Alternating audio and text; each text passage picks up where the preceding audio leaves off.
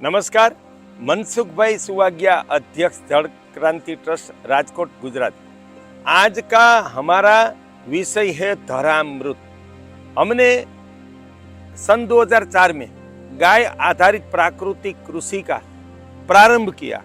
तब हमारे सामने रासायनिक खाद का सफल विकल्प एक यक्ष प्रश्न या सबसे बड़ा हमारे पास सामने एक चैलेंज था।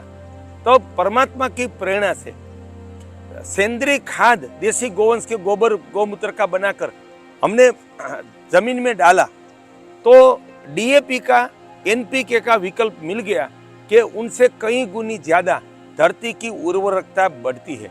लेकिन फसल लगाने के बाद किसान उसमें नाइट्रोजन खाद डालते हैं, जैसे यूरिया, एमोनिया, उनका विकल्प अनिवार्य था। तब हमारे अंदर से अंतस्फुरण आई। जब हम छोटे थे, हम किसान के बेटे हैं, तो मेरे माता पिता, दादा और मजदूर वो सब खेत में जो रजका है उसमें और गन्ने में और सब्जी में ताजा गोबर पानी में घोलकर पिलाते थे। और छाछ भी हम, नींबू का पेड़ था, वो नींबू का पेड़ में मीठा नीम था, कड़ी पत्ता, उसमें डालते थे। उनका बहुत परिणाम था। तब मैं मेरी माता श्री को पूछता था क्योंकि उनसे उनका विकास बहुत बढ़ता था। वो हमारा बचपन का परंपरा का ज्ञान था। और बाद में मुझे ये पता था कि गुड़ से बैक्टीरिया की संख्या बहुत बढ़ती है। जिसको भी डांट का दर्द था हमारे परिवार में, पड़ोस में 2-3 लोगों को, वो गुड़ खाते थे तो बैक्टीरिया सक्रिय होते थे और दर्द भयानक हो जाता था। बाद बड़े होकर वो मुझे समझ में आई कि बैक्टीरिया बढ़ने की वजह उनका खुराक गुड़ है। तब हमने अपने दिमाग से वे ऐसा सोचा कि 100 लीटर पानी में 1 एकड़ के लिए 20 किलो देसी गोवंश का ताजा गोबर 100 लीटर पानी में डालना है। बाद में 10 लीटर गोवंश का गोमूत्र डालना है और छाछ डालने का भारत में सबसे पहला हमने प्रयोग किया। क्योंकि वो लेबोरेटरी परीक्षण से पता चला उसमें लैक्टोबैसिलस नाम के बैक्टीरिया है। वो हम पेट में जो छाछ पीते हैं तो जितने भी जहरीले बैक्टीरिया हैं उनका नाश कर देती है। इसलिए किसी को भी डायरिया हो जाता है तब उनको दही छाछ पिलाने की हमारी सदियों से, वैदिक काल से परंपरा थी। उनका हमने समन्वय किया कि हम छाछ डालेंगे तो जमीन में हानिकारक जहरीले बैक्टीरिया, वायरस, फंगस का विनाश हो जाएगा और ये लैक्टोबैसिलस बैक्टीरिया और खट्टा पदार्थ वो जमीन में कीट नियंत्रक का भी और काम करेगा। तो अपने दिमाग से सन 2004 में भारत में सबसे पहले 100 लीटर पानी में 20 किलो ताजा गोबर, 10 लीटर गोमूत्र, 10 लीटर छाछ 100 लीटर पानी में डाल दिया 1 एकड़ के लिए। बाद में उसमें 1 किलो ताजा गुड़ डालना है, वो पीस के वो गुड़ डाल दिया। गुड़ की वजह से छाछ के बैक्टीरिया की संख्या, गोबर के बैक्टीरिया की संख्या बहुत बढ़ गई और उनको पानी के साथ पिलाना है। बाद में सोचा कि कौन सी मिट्टी हमें फायदा करती है, तो हमने आयुर्वेद का अध्ययन किया और लेबोरेटरी परीक्षण जो मिला उनका भी सहयोग लिया। तो ये है बरगद, कि बरगद की जहाँ तना रहती है उनके छांव में से हम मिट्टी ले लें तो उसमें उपयोगी बैक्टीरिया की मात्रा पाई गई थी लेबोरेटरी में। बाद में ये है डिंडलिया या खरसानी थूर। हमारी परंपरा है कि कभी भी हम जब छोटे थे तो खरसानी थोर की जड़ में से मिट्टी लेकर गुलाब के पौधे में डालते थे तो बहुत विकास होता था।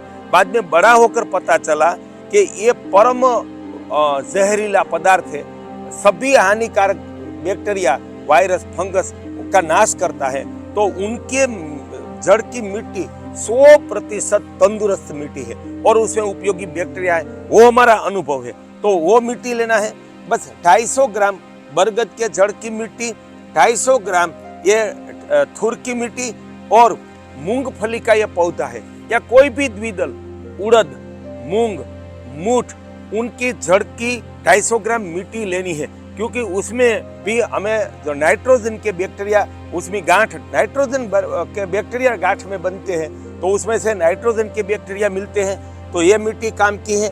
और तुलसी, वो तो वायरस, बैक्टीरिया विनाशक परम संजीवनी औषध है, इसलिए उनको माता कहा है। तो उनकी जड़ की मिट्टी भी 100% हानिकारक बैक्टीरिया से मुक्त होती है और वायरस नाशक होती है। तो ये 4 पौधे की मिट्टी, पेड़ की, वृक्ष के जड़ की मिट्टी लेकर 250-250 ग्राम उसमें मिलाना है।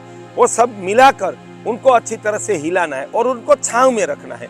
3 दिन में वो धरामृत बन जाता है। और गर्मी की मौसम में उनको 10 दिन के अंदर इस्तेमाल करना है। ठंड की मौसम में हम 15 दिन तक इस्तेमाल कर सकते हैं। बाद में कोई जगह लोग जीवामृत बनाते थे तो 200-500 फीट की दूरी पर बास आती थी।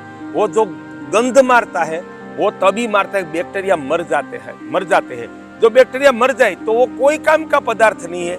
इसलिए ये धरामृत बनाकर उनका 3 से 10 दिन में इस्तेमाल करो। सर्दी में हम 15 दिन तक कर सकते हैं और 1 एकड़ में ये पदार्थ पिला देना है। इतना उनका हमारा 20 साल का अनुभव है कि हर एक सिंचाई के साथ, हर एक पियत के साथ उनको पिला दे तो यूरिया एमोनिया की कोई जरूरत नहीं है। और 60 फसल में यूरिया एमोनिया से मान लो 1.5 गुना से 2 गुना हमें परिणाम मिला है।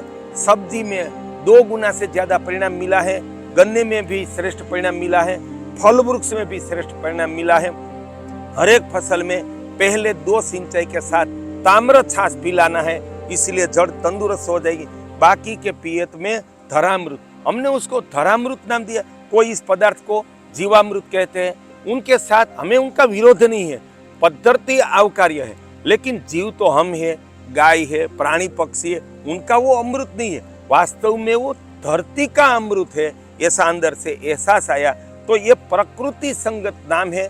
तो सारे देश के किसानों को मेरी विनती है कि गोबर, गोमूत्र, छाछ, गुड़ और ये उर्वरक मिट्टी मिलाकर जो पदार्थ बनाया जाए उनको हम धरामृत से संबोधित करें तो 100% प्रकृति संगत है।